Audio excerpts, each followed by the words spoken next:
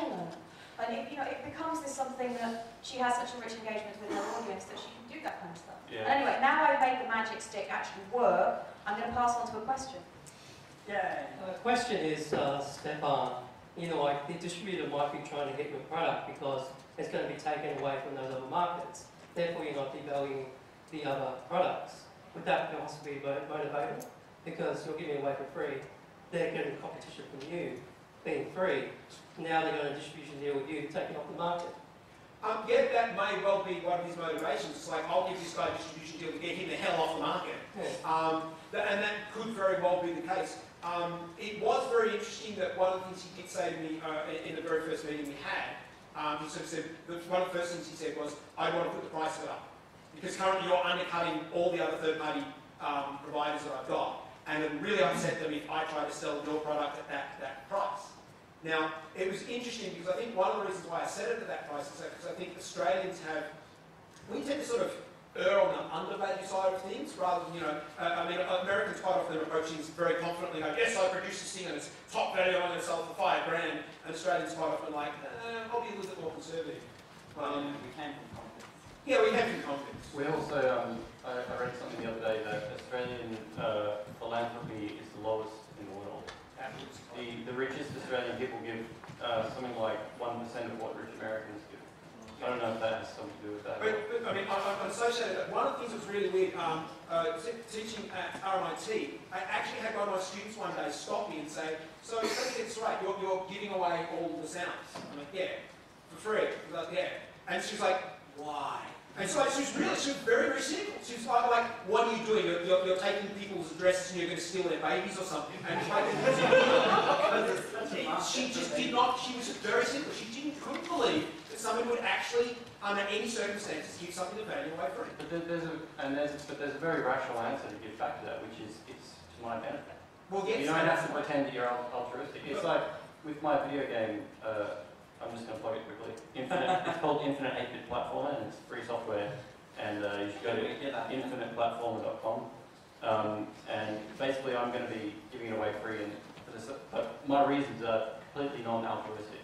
I release it as free software because I want the game to do well, and I want people to contribute to it. And I'm going to release it free of charge, and put like a donation thing up. I saw this interesting piece of research that was talking about cheating on tests. And the conclusion that came out of one of the conclusions that came out of it was when they put at the top of the survey something that said they made up this fake organisation that was like the Organisation for Honesty in Tests or something. When they put at the top of the survey, this is done for the Agency of Honesty in Tests, people answered more honestly, and so you can actually prime people to pay money for your stuff that you're giving away for free by using the correct wording. Okay, we've got another question over there. Hello. I've just got a question about what you were talking about before. Some stuff being CC and then you're selling your IP.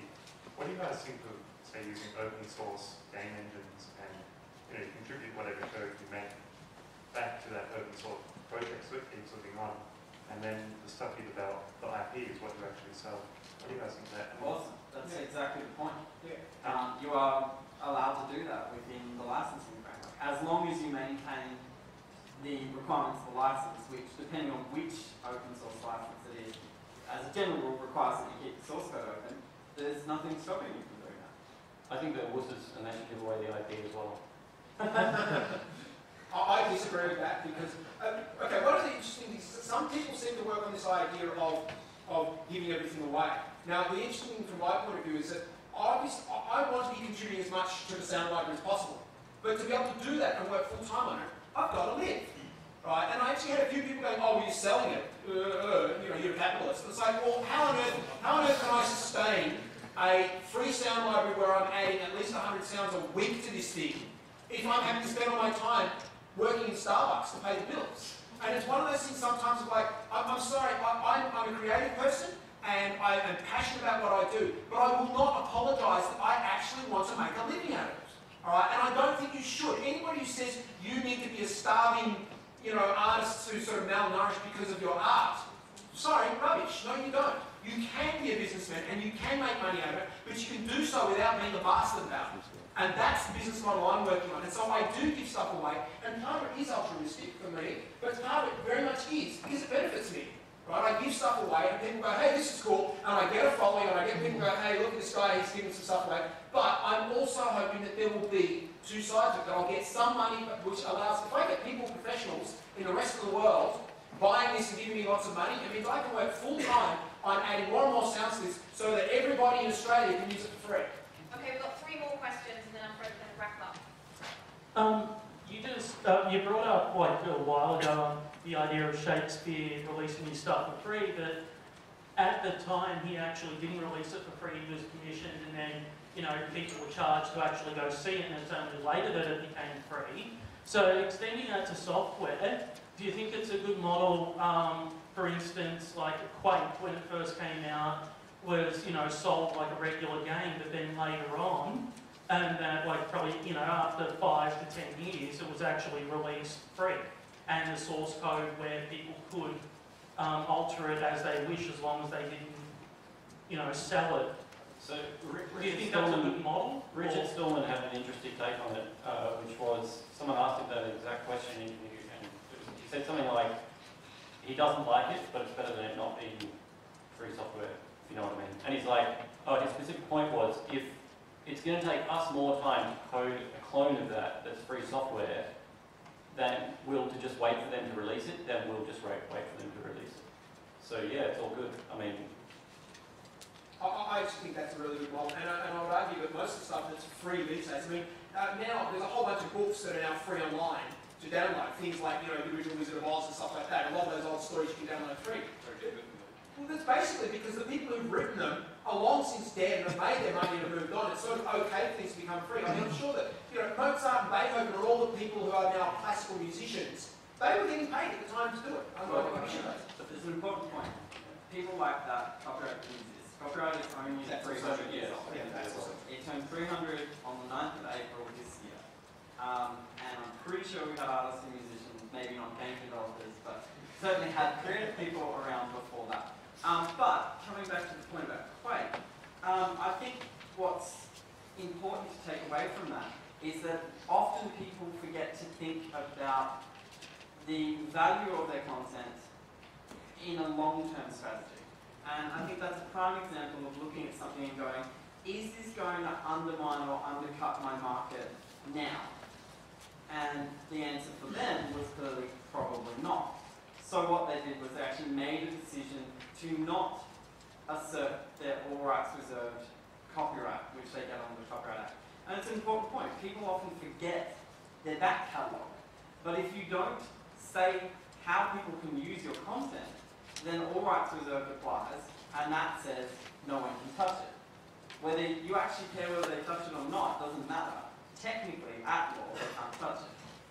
So, I mean, like I said again, it's not that you have to give everything away or give everything away the second that you make it, but unless you explicitly license content for reuse, under Creative Commons or your own license or however you do it, all rights reserved applies, and so it can't be used by anybody else. And I think that this is an important point.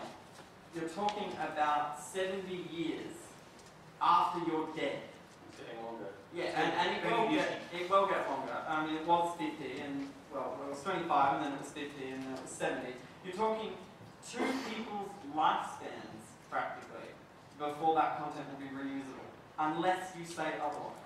And in fact, the Games Industry probably is leading the world as far as making things accessible. And the reason why Quake and things like that become free, in the same way that Red Alert, the original Red Alert, is free, because they look at it and go, this is so old, nobody's going to pay for it, and we're about to release Red Alert 3. So if we give away Red Alert 1, as Chris was saying before, it's for their benefit. It brings attention back to their new IP by giving away their old one. That's brilliant. There's an important distinction between Red Alert and Quake, which is that Quake, they released the source code on the UDL.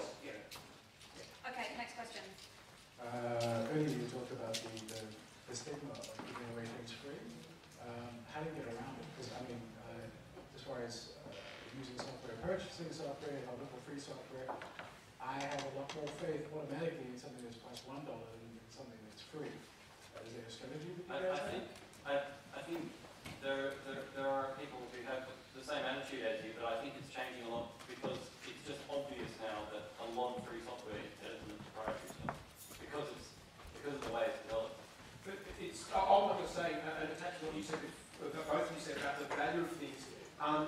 Very interestingly, that some people I knew years ago who basically started their own website business. We will build your website, right? And they wanted to just get started. And they were saying, we will build your website with everything for $1,000. They were getting no business at all. And they couldn't understand it. And one of the group's fathers said, you're undercharging, nobody puts any value in what they're doing at all. And they said, well, what do we do? And he said, raise it to 10. I'm like, what? That's crazy. He said, you've got nothing to lose, try it. So they basically changed their website, said, we will build your website for $10,000. Within 2 or 3 weeks, they were getting more business than they knew what to do with.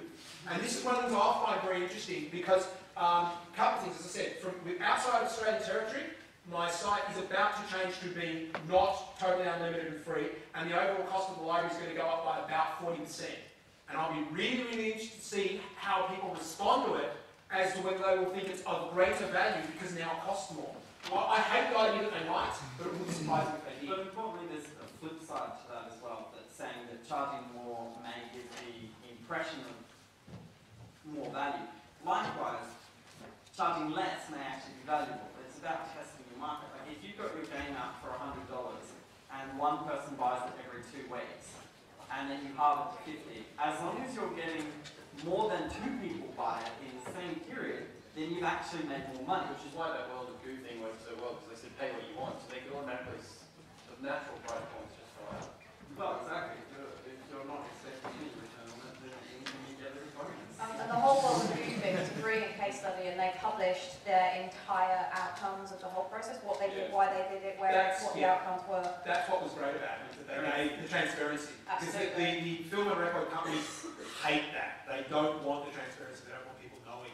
But the biggest thing wasn't the fact that they were giving it away free or that people were paying for it, but the fact that everybody was talking about World of Goo for like a month. Yeah.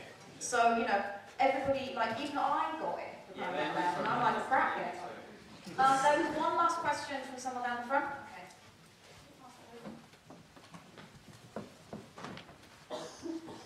Yeah, I'm just wondering what your thoughts are about, I mean, I love all this sort of stuff, and I was just wondering what your thoughts are if it's always going to remain sort of fringe, indie or smaller, and if bigger companies, big media, or if any of that sort of stuff will ever embrace either parts of Creative Commons, releasing some parts of it free, or open sourcing stuff, or, you know, all that sort of stuff. In terms, if I could just say, in terms of software first, free software has already just kicked the crap out of proprietary software. Every day you use thousands of pieces of free software. You might use 1 or 2 pieces of proprietary software on your desktop computer. So that war is basically won for free software now. Likewise, with Creative Commons, there's already lots of really large companies doing it. Adobe are releasing things under CC. Al Jazeera, the commercial broadcaster in the Middle East, is releasing on CC. You know, there is a lot of notable examples. I mean, that's it. I don't know if CC is ever going to become a wholly, like on the same level as Allright or copyright, but it's not meant to. It's meant to simply create options within a copyright framework within the legislation that doesn't provide those options. Those options are possible if you're willing to, you know, hire a downtown lawyer at $600 an hour, charging you at $6 million. You can write your own license. Did that? People have done. What do I wish I had? It's not meant to replace copyright. What it's meant to do is actually provide options for people who want to do something else with their content. That said, it is, I mean, trust me, I've been working for CC Australia since I was 17, and it is way more known now than it was then. Possibly stereo, so I feel like I need to get out for a few minutes. But you're only 18. Okay, right, we need to we need to clear the space so that the next panel can come in. But before I do, there's a guy down here that's been recording the discussions, I believe. Is that NBC recorder? I'd like to know, as like clearly the chat show host, I'd like to know, what are you going to do with that recording? My personal use, right? Doesn't matter if it's still an infringement. It actually That's the is problem with illegal copyright. unless you ask them Not for a for me. waiver. Everything I do is always attribution only. Creative Commons license, but your others. Also, you also have my